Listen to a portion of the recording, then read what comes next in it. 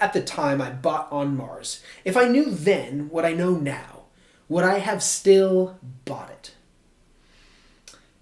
Yeah, I probably would have. And the reason for that is because at the end of the day, I just want to play a complex and thematically rich game about building a self-sustaining colony on Mars.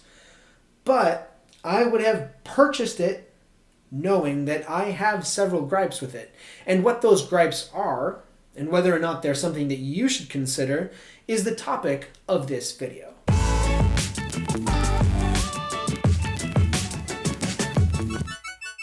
In this video, I'm going to talk about whether or not the board game On Mars is worth the price tag. So I'm splitting this video up into 4 parts. In the first part, I'll talk about the game's profile, its theme, mechanics, luck, strategy, and complexity. Then I'll talk about the game's components, like the physical product itself. Then I'll talk about its teachability, which, if you think about it, how easy it is to teach a game is different than a game's complexity. And finally, I'll talk about its replayability. So getting started, we'll talk about the game's profile. Acting as a corporation, the objective of On Mars is to score the most opportunity points by contributing to public and private initiatives that contribute to the overall objective of building a self-sustaining colony on Mars. This will require mining and facilities to produce batteries, water, food, and oxygen. During the course of the game, this production capacity can only be improved by the introduction of new technologies that are imported from Earth and developed by you, the corporation. But this splits the game into 2 halves. The orbital half, which represents the ships that are coming from Earth, and then the surface half, which represents the actions that take place in the building that is performed on the surface of the planet. As is the case with all Lacerda games, this theme is very thoroughly flushed out with scientists and technology buildings, the shuttle that moves astronauts between the surface of the planet and up into the orbit, the pacing of the new arrivals of technology from the Earth. There are plenty of pieces, you know what, even the contracts, to me, thematically make a lot of sense. However, it's not a perfect scoring game on theme. In fact, it's not even a 9. I would give it an 8. And the reason why is in order to make the game work, there are several mechanics that I do not think are motivated by the theme and even feel a little bit awkward. It is weird to me that when you develop a new technology, it starts at level 1, and then it's basically useless until it gets to level 2. So you can have the technology, people can need that technology, but until you have developed it to level 2, nobody can do anything. You can almost hold technology captive by just buying technology and refusing to upgrade it, which would not serve you very well. But there's a really cool, by the way, very, very cool mechanic where if you have a level 2 technology and above, when other people use your technology, the technology goes up without you having to do anything. It's like the natural consequence of using technology, the technology gets better. That's awesome. You can like force somebody's technology to go up, although you might not want to because they get victory points. But I like that. The only problem is if they have level 1 technology. If they have level 1 technology, no one can use it for anything. And everyone's just waiting for this player to develop the technology to level 2 when it can actually be used to make complexes of level 2. I don't understand that. It's weird. That's what it is. It's weird to me that that's how the technology works. Another element of the game, as an example, that doesn't feel right to me is the management of scientists. So in the game, you recruit scientists and you place them in your labs in order to perform actions for free during the course of the game. Now, it makes sense to me that the scientists make the buildings more efficient and can enable you to do more actions. But what bugs me is that the scientist is treated much like a commodity. You pay for it once using an action and some resources, and then it kind of just generates constantly for you. When moving to the surface of the planet, you place a discovery tile, and the rule says that the discovery tile needs to be placed 3 away from your rover.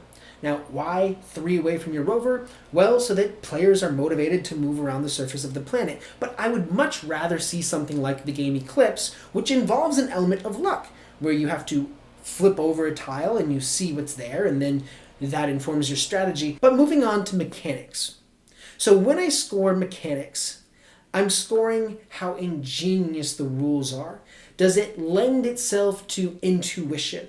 Does the game make sense? So when scoring the mechanics for On Mars, I give it about a 5, somewhere in the middle.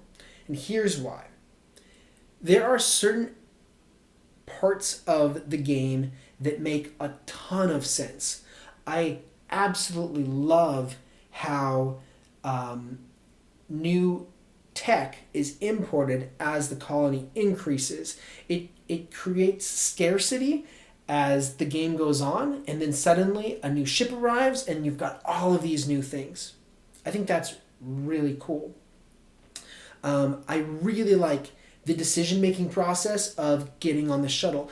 That makes sense. I like the worker placement aspect. But the game is not brilliant because there is a lot of overhead for any given action. For example, on one's own turn, they can take an action that allows them to move a rover. And as their rover moves, it can land on a research tile that allows them to increase the technology. When the technology increases, it can allow them to take a resource which will enable them to pay for the construction of a building as an executive action. So as an executive action, they construct a building, and that building triggers a improvement to the life support systems. And once the life support systems are increased, it triggers bonus points that apply immediately. And those bonus points give you a decision where you can decide what bonus you want to pick up. So then when you have that, you get to plan whether or not you want to do more executive actions, which could potentially lead to using a scientist and triggering the life support systems again. I mean, all of this is one action. It's not exactly the kind of game that lends itself to intuition. These chains of events, like if you've played Dominion, it's kind of like throne rooming a village, where you just keep doing more and more and more. Like, On Mars has so much going on. Now hold on. That might be a lot of fun. I'm criticizing it not because I don't enjoy it. I love the complexity of that gameplay. But in terms of the mechanics as a score, how much does the game make sense? It's a real area of weakness in the game. The next category is luck. And like I mentioned earlier about the discovery tiles, it really seems like the designer has gone out of his way to remove the element of luck. You get the arrangement of the objectives, you get the discovery tiles that come out, you get the placement of the tech tiles that come out. Once these things are on the board, they stay on the board. It doesn't change from round to round. They get revealed, so there's luck in like, oh man, this tile came out, I suppose. I mean, trust me, you've got so much to think about it, you're not going to be thinking about luck. The point is, the luck score is like 1. There is virtually no luck involved in this game at all. When it comes to strategy, this game is one of the most strategic games I've ever played. And really, when I'm rating a very high-scoring strategic game, the way that I kind of determine whether something is a 9 or a 10 is I look at how many factors there are to consider on your turn and how many contingency plans that you can form, and whether or not the game is involving a high level of player interaction, or how much it matters that you pay attention to what other people are doing. This game has all of that.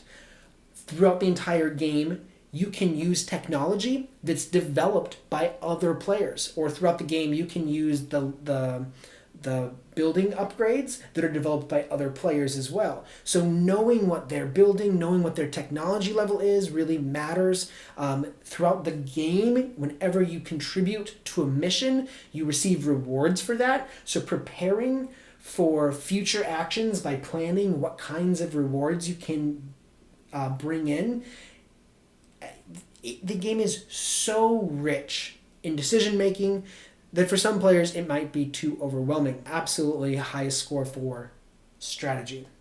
Now, with complexity, again, probably no surprise, the game scores with the most complex games that I've ever played. So I would suppose a 10. Sometimes I like to save my 10, but I'll use my 10 for On Mars. There's just so much to think about. It's very difficult to plan. You sort of just have to play the best action you can for the current round and, well, try to stay focused. And actually, the designer includes this note in the game. He says, stay focused, don't try to do everything. And the objectives really do lend itself towards giving you a sense of direction so that you're not paralyzed with so many decisions that you could potentially make. But yeah, the game is very complex. So now I'm going to talk about the quality of the components, the product itself. When you receive the game, you've got a very nice rule book and reference guide, and then underneath the board is a red tray that holds in all of the component trays. So that red tray kind of keeps it all together so that however you store the game, vertically, horizontally, everything stays in its place, which is something that I really like and something that I saw more often, although for $100, it better have a nice tray and insert. As far as the components are concerned, there's not a lot of artwork in this. And in fact, even the upgrade cards, the artwork is put off on the side in like the left margin rather than being featured on the entire card. There are no miniatures, for example. So there are very nice wooden pieces that are painted, and there are a lot of wooden pieces. The tiles are they're just tiles. There's nothing very exceptional about that. They mostly feature icons and very little artwork too. So I really like how well the components lend itself to organization. Man, it's very average. It's right in the middle. It is 3 out of 5. Not bad, just nothing to write home about. Now, is the game teachable? I don't think this is done very well. I don't. I think the game is great. I think it's worth it to learn how to play the game. I have seen so many games with better rule books. It tells you how to play, but it doesn't describe effectively what's important about playing. It doesn't describe the flow of the game in a way that makes it really easy to understand. You have to play through, and as you do play through, you start to realize things, and then the game sort of dawns on you. And as it becomes apparent what the game is really about, it becomes very interesting. Oh. Now, that actually could be really rewarding, like to have a game dawn on you and go, oh, I get it now. And also that point that you encounter where you go, oh, I want to play this again, right? Like I get it now, I want to play this again. I enjoy that. The problem is, in order to get to that point, I had to study this rulebook for hours. I had to study this rulebook for hours. I didn't even keep track. It took several days. And then I had to play through a sample, and then I mean, for a game with this many rules, that's this complex, I think there could be improvement on how the big ideas are conveyed. Lastly, and actually, not just last, but best of all, is the game's replayability. Now, replayability is not just how many permutations the game has, all right? To be replayable is that the game itself can change in such a way that playing the next game is more exciting than playing the previous game. That there seems so much more potential to try again and see what else can unfold.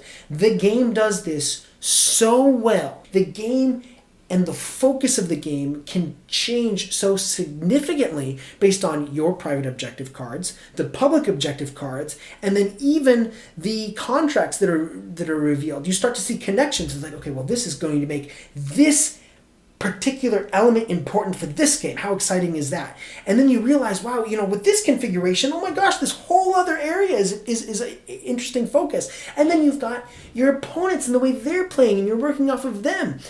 The game it feels so different every single time I play, and this is where the theme really works out well. It actually feels like a space mission. There can be such a change in the agenda of these corporations based on the objectives, and I really think it makes the game exciting to play over and over again. So while I was like, the theme is like, okay, it's great but not perfect, and this is, it's great but it's not perfect, but the replayability, the interaction between players, the excitement of having so much to think about and really stimulating your mind.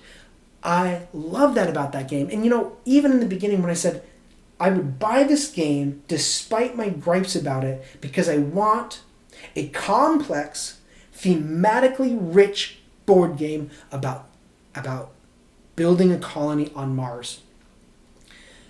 This is a complex game, it's a thematically rich game, and it's exciting to play. I'll spend the money for not the perfect components. I'll spend the money for the rulebook's not perfect. Those things just, they don't matter that much to me. The game is fun. The game is fun. Hopefully this review is helpful to you to make a decision. By the way, if you would like to check out how to play the game, I am going to post my playthrough video, which I decided to cut a little bit short before I got through the entire game, but it does go over many of the rules and how to play, so I will put that there for you. Thank you so much for watching, and I hope to see you next time. Bye-bye.